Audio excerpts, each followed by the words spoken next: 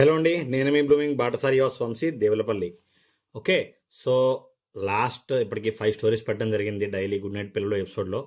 And చాలా మంచి మంచి రెస్పాన్స్ వస్తుంది. And of course views gradually తగ్గుతూ వస్తున్నాయి. దానికి రీజన్ ఏంటో నాకు తెలీదు.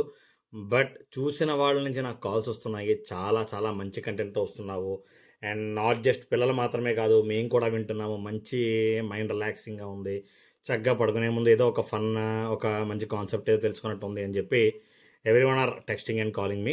సో ఇప్పుడు నేను పిల్లలు మాత్రమే కాదు, అమ్మా రండి, కాదు ఇంట్రెస్ట్ వాళ్ళందరూ వచ్చేయండి వచ్చేయండి వచ్చేయండి, ఐఎమ్ వెయిటింగ్, ఫాస్ట్గా వచ్చేయండి అమ్మా. ఓకేనా my dear bros, friends, buddies, childrens, kids, kiddos, everyone, hearty welcome again to blooming Batasari. ఓకేనా, సో లాస్ట్ 5 కథలో మనం చెప్పుకున్నాము.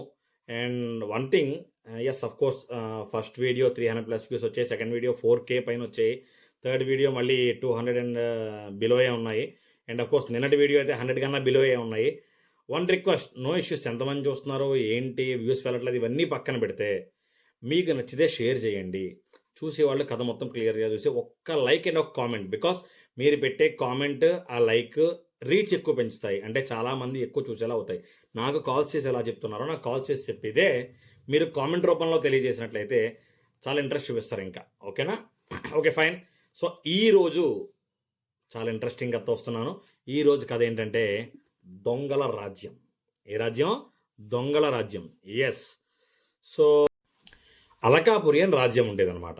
ఆ రాజ్యంలో కొద్ది కాలంగా చాలామంది దొంగలు పడ్డారు. దొంగలు పడి పగలు రాత్రి సాయంత్రం అని తేడా లేకుండా చాలా చాలా దొంగతనాలు చేస్తున్నారనమాట. ఎలాంటి దొంగతనాలంటే ఎవరైతే నష్టపోతున్నారో వాళ్ళ జీవితం మొత్తం కోల్పోయేంతలా దొంగతనాలు జరుగుతున్నాయంట. రాజుగారికి చాలా భయం పట్టుకుంది. ఏంటి ఇలా జరుగుతుందని వెంటనే రాజభటుల్ని ఆజ్ఞాపించారు, ఎలా అయినా సరే మీరు ఆ దొంగని పట్టుకోవాలని చెప్పి ఆర్డర్స్ పాస్ చేశారు. ఆ రాజుగారి యొక్క భటులు ఎవరైతే, సైన్యం ఎవరైతే ఉన్నారో వాళ్ళు రాత్రి పగలు ఎలా కాపలా ఉన్నా సరే దొంగలు ఎవరో కూడా దొరకడం లేదు. ఎలాగా అని ఆలోచిస్తుండగా ఎక్కడైతే దొంగతనం జరిగిందో అక్కడికి వెళ్ళి విచారణ జరిపేలోపే వేరే దగ్గర దొంగతనం జరిగిపోతుంది. ఇప్పుడు రాజుగారికి ఏం అర్థం కావట్లేదు. వెంటనే సభ అంతటిని కూడా పిలిపించి రాజుగారు ఇలా అంటున్నారనమాట, ఎవరక్కడ? మంత్రివర్య, మన రాజ్యంలో జరిగే దొంగతనాల గురించి మీకు తెలియనిది కాదు. ఈ దొంగతనాల వల్ల ప్రజలంతా ఎన్నో ఇబ్బందులకి గురవుతున్నారు. వారి ఇబ్బందులు ఎలా అయినా తొలగిపోవాలి, ఈ దొంగలను ఎలా అయినా పట్టుకోవాలి. ఎలా? ఈ దొంగతనాలన్నీ కూడా అరికట్టేది ఎవరు? ఆ దొంగతనాలు చేసి ఆ దొంగల్ని పట్టుకునేది ఎవరు? వెంటనే నాకు ఏదైనా ఉపాయం. బో రాజుగారు కొంచెం లేక చేస్తున్నారు కానీ సీరియస్గానే అడిగారు. మరి మంత్రి ఏం చెప్తారో చూద్దాం ఇప్పుడు. మహారాజా, మన రాజ్యంలో ఒక యువకుడు ఉన్నాడు. ఆయన అత్యంత బలశాలి, చక్రవర్తి దగ్గర శిక్షణ పొందినవాడు. అతని పేరు సూరవర్మ. అయితే అతను జనాలలో చాలా మంచి ఆదరణ పొందినవాడు, చాలా మంచి పేరు పొందినవాడు. జనాల మధ్య సాధారణ పౌరునిగా జీవిస్తూ దొంగల ఆచూకీ తెలుసుకుని పట్టుకోగలిగిన నేర్పరి కూడాను. కావున మనము ఈ సూరవర్మ అనే వ్యక్తిని ఎట్టి పరిస్థితుల్లోని మన సైన్యంలో చేర్చుకుని ఈ దొంగలను పట్టుకునే ఈ విషయంలో మనకి సహాయపడమని అడుగుదాం మహారాజా. కాబట్టి మంత్రిగా చాలా మంచి సలహా ఒకటి ఇచ్చారు. అదే రాజ్యంలో సూరవర్మ అనే ఒక వ్యక్తి ఉన్నాడంట. ఆయన మంచి టాలెంటెడ్ ఫైటర్ అండ్ మంచి స్పై అంట. సో ఈ స్పైని జనాల మధ్యలోకి పంపించి ఆ దొంగ ఎవరో ఎలా అయినా సరే పట్టుకోమని మనం సజెస్ట్ చేద్దామని చెప్పి మంత్రి రాజుగారు చెప్పారు. అప్పుడు రాజుగారు ఏమంటారు, వెంటనే అవశ్యం లేకుండా పిలిచేయమన్నారు. వెంటనే ఆ సూరవర్మని తీసుకుని వచ్చారనమాట. ఆ సూరవర్మ వచ్చిన నెక్స్ట్ డేనే 2 దొంగలను తీసుకొచ్చి చెరసాలలో వేసి బంధించాడు. రాజుగారు చాలా ఆనందించారు. మరలా మన్నాడు ఇంకో 2 దొంగలను తీసుకొచ్చి చెరసాలలో వేశాడు. మరలా 3వ రోజు, మొదటి రోజు ఏ దొంగలను అయితే చెరసాలలో వేశాడో అదే దొంగలు దొంగతనం చేస్తూ కనిపించారనమాట. సూరవర్మ ఆశ్చర్యపోయాడు, ఇదేంటి, వీళ్ళని నేను పట్టుకున్నాను కదా, వీళ్ళని చెరసాలలో వేశాం కదా, వీళ్ళు ఎలా బయటకు వచ్చారని చెప్పి చాలాసేపు ఆలోచించాడనమాట. ఈసారి ఇలా కాదని చెప్పి వాళ్ళు దొంగతనం చేసిన వస్తువులు ఏవైతే దొంగల్ని పట్టుకున్న తర్వాత అవి రాజుగారు పరిశీలించి తిరిగిస్తారో ఆ వస్తువుల్ని పరిశీలించాడు ఆయన. అప్పుడు సూరవర్మకి అర్థమైంది ఏంటంటే దొంగతనం చేసేటప్పుడు ఉన్న వస్తువులు చాలా ఖరీదైనవి, విలువైనవిను, కానీ తిరిగి ఇచ్చేటప్పుడు మాత్రము చాలా చవక వస్తువులు, చాలా సాధారణ వస్తువులు ఉన్నాయి.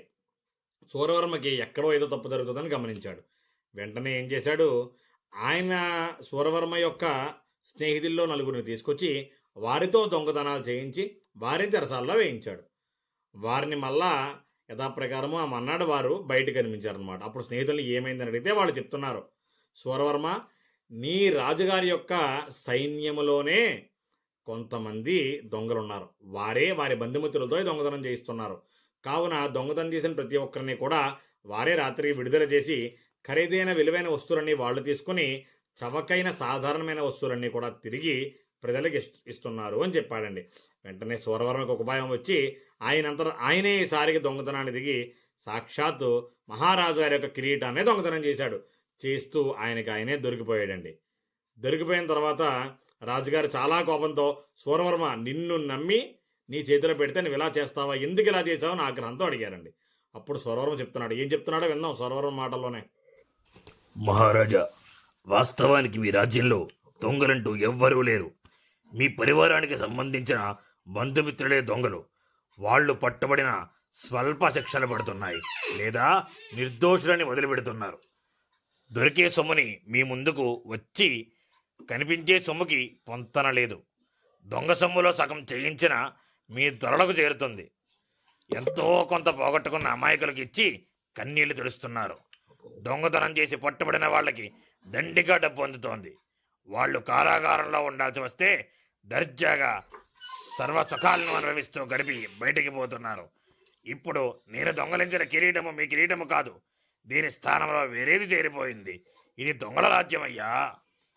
ఇలాంటి చోట కొన్నాళ్లకు ప్రజలే దొంగలై బతుకుతారు. అబ్బా, ట్విస్ట్ అదిరింది కదా. సో అయితే ఇక్కడ సూరవర్మ చాలా క్లియర్గా చెప్పాడు ఏంటంటే ఆ సైన్యంలో ఎవరైతే ఉన్నారో వాళ్ళే వాళ్ళ బంధుమిత్రులతోని వాళ్ళ స్నేహితులను దొంగతనాలు చేయించి వాళ్ళు ఆ విలువైన వస్తువులు దొంగరించి తిరిగి సాధారణ వస్తువులన్నీ కూడా ప్రజలకి తిరిగిస్తున్నారు. అయితే రాజో మంత్రో సైన్యాధిపతో మంచివాళ్ళైతే సరిపోదు. రాజ్యమంతా మంచివాళ్ళు ఉంటేనే ఎటువంటి అన్యాయం లేకుండా రాజ్యమంతా కూడా బాగుంటుందని సూరవర్మ చెప్పిన దాని ప్రకారం మహారాజుకి అర్థమైందనమాట. అయితే ఇదంతా చేసిన సూరవర్మని అభినందించి రాజ్యంలో సైన్యానంతరినీ పిలిచి మీరు ఎందుకు ఇలా చేస్తున్నారో కనుక్కొని వారికి అలా మరలా చేయకుండా తగిన కఠిన చర్యలు తీసుకుని కొత్త సైన్యాన్నంతా నియమించి రాజ్యంలో మరలా ఎటువంటి దొంగతనాలు జరగకుండా ఆ రాజుగారు ఆ రాజ్యం మొత్తాన్ని సుఖంగా ఉండేలా చేయడం జరిగిందండి. బా, భలే ఉంది కదా. నచ్చిందా లేదా ఏదో ఒకటి చెప్పండిరా. వింటున్నారు, విన్నవాళ్ళని లైక్ కొట్టండిరా. 60 మంది వింటే 20 లైకులు రావడం ఏంట్రా ప్రాబ్లము? కష్టపడుతున్నాం కదరా.